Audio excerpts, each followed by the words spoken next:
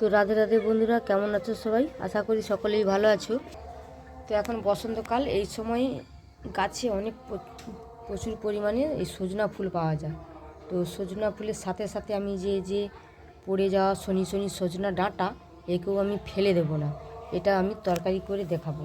তাই এই ফুল আর সজনা ডাঁটার নরম সজনা ডাঁটা দিয়ে আমি একটা তরকারি বানাবো। তো প্রথম থেকে শেষ পর্যন্ত দেখতে থাকুন আমি তরকারিটা কেমনভাবে বানাচ্ছি। তো সজনা ফুলটা আমি প্রথমে একটা একটা করে সব বেছে নিচ্ছি। এরকম করে একটা একটা করে বেছে নিচ্ছি। আমি একটা একটা করে কুড়িয়ে নিচ্ছি, কিন্তু তবু আমি ভালো করে বেছে নিচ্ছি, এরকম করে বেছে নিচ্ছি। এই সময় সজনা ফুল সজনা ডাঁটা খাওয়া আমাদের শরীরের পক্ষে খুবই উপকার।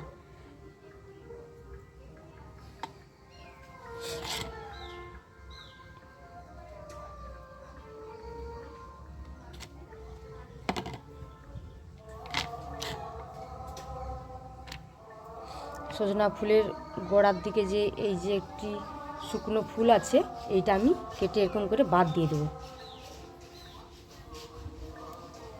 তো এরকমভাবে আমি পরিষ্কার করে নেব। এরকম করে আমি সব ডাঁটাগুলো পরিষ্কার করে নেব।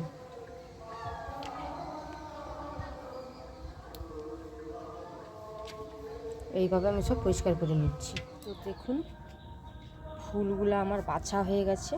ফুলগুলো বেছে আমি ভালো করে পরিষ্কার করে ধুয়ে নিয়ে চলে এসেছি। আর এখানে সবজি নিয়েছি, সিম, আলু, বেগুন, আর এখানে কাঁচা টমেটো নিয়েছি আমি দুটো। আর সেই নরম নরম সজনা ডাঁটা যে ফুলের সঙ্গে গুঁড়িয়ে পেয়েছিলাম, সেগুলো আমি লম্বাগুলো একটু কেটে নিয়েছি। আর এখানে একটা পেঁয়াজ নিয়েছি। এই সব সবজিগুলো আমি কেটে পরিষ্কার করে ধুয়ে নিয়েছি। এখানে উনানটা জেলে আমি কড়া বসিয়ে দিয়েছিলাম আগে থেকে। তো কড়ার মধ্যে আমি একটু সরষের তেল দিয়ে দিচ্ছি।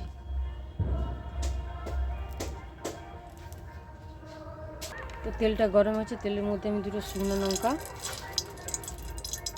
5 ফোড়ন দিচ্ছি। ফোড়নটা ভাজা গেছে, সুন্দর গন্ধ বেরিয়েছে। এবার আমি কেটে রাখা পেঁয়াজটা দিয়ে দিচ্ছি। তো পেঁয়াজটা ভালো করে আমার ভাজা হয়ে গেছে। এইবার একে একে আমি সব সবজিগুলো দিয়ে দিচ্ছি। আলু, সিম, বেগুন আর কেটে রাখা সেই সরু সরু সজনা ডাঁটা, কাঁচা টমেটো আমি সব একসঙ্গে দিয়ে দিয়েছি। এবারে সবজিগুলো ভালো করে কষিয়ে নেব।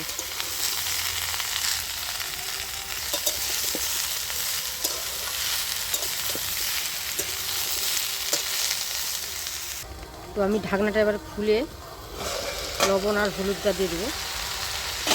তার আগে আমি হাফ চামচের মতো একটু পোস্ত ছড়িয়ে দিচ্ছি।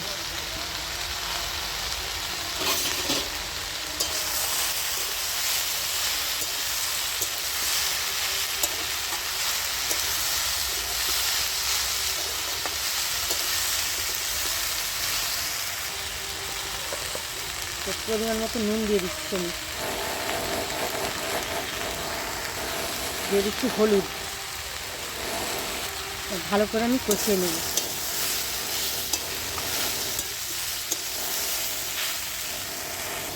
তো সবজিটা আমার ভালো করে কষানো হয়ে গেছে। এবার ধুয়ে রাখা সজনা ফুলটা আমি দিয়ে দিচ্ছি।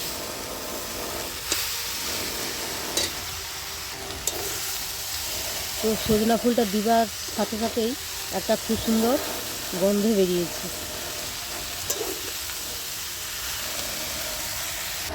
তো ভালো করে নেড়ে চেড়ে আমি একটু ঢাকা দিয়ে দিচ্ছি। ঢাকা দিয়ে কিছুক্ষণ রান্না হতে দেব। ফিরে আসছি কিছুক্ষণ পর। তো ফিরেছি কিছুক্ষণ পর, ঢাকনাটা খুলে আমি দেখতেছি।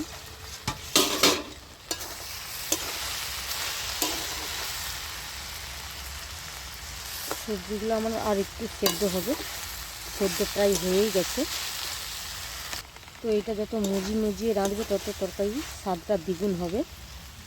আমি জাস্ট অল্প একটুখানি জল দিলাম, আপনারা চাইলে জল নাও দিতে পারেন। আমি একটুখানি অল্প করে জলটা দিলাম। এবার নেড়ে চেড়ে আমি একটু ঢাকনা দিয়ে দিচ্ছি।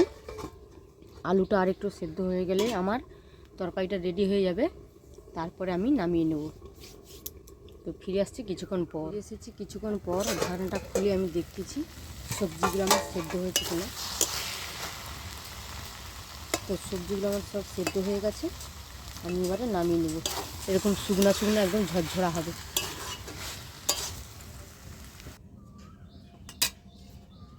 তরকারি এটা নামিয়ে নিয়েছি।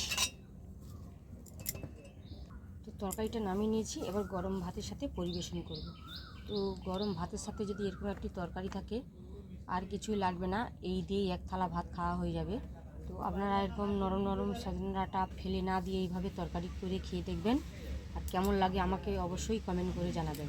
আর আমার রান্নাটা যদি ভালো লাগে আমার চ্যানেলটি সাবস্ক্রাইব করে আমার পাশে থাকবেন।